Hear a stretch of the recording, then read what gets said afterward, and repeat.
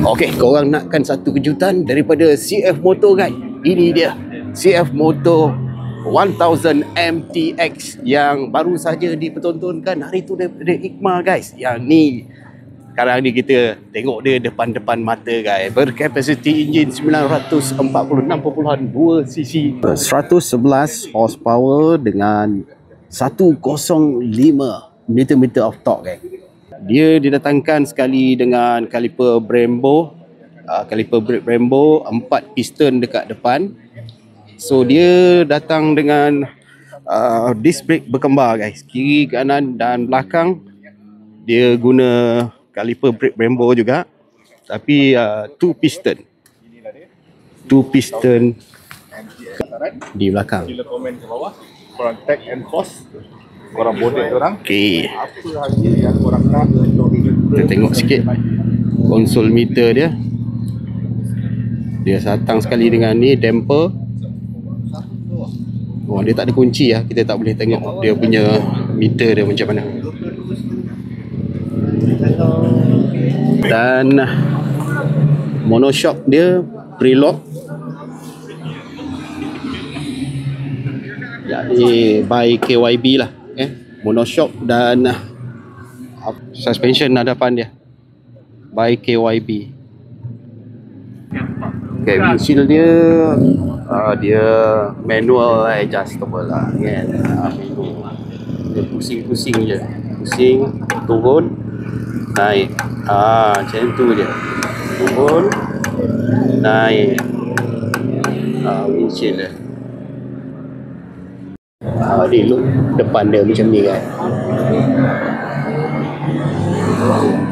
Okey, kita nak share sikit dia punya ketinggian dia macam mana. Berketinggian 830 mm. Di mana 830 mm ni, mana yang rendang-rendang tu berketinggian 100 macam 165 cm macam projek Solo ni, masih boleh menggunakan MTX 1000 ni. Okay? Jadi kita tengok macam mana. Kita duduk dekat atas ni. Dia macam gini guys. Dia tergantung-gantung sikit lah kan.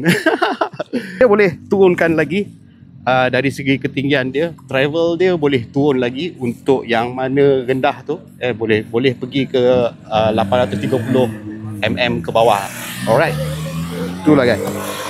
Ini satu guys yang ada pada 1000 MTX ni, dia menggunakan quick shifter up down.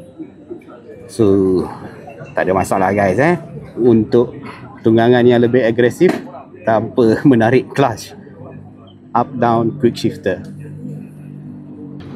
Design dia ataupun grafik dia menarik kan? Nampak ganas geng.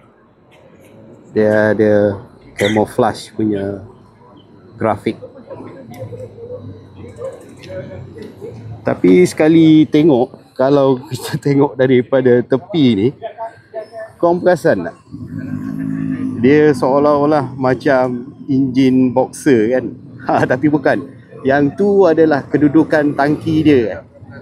Tangki dia di belah tepi.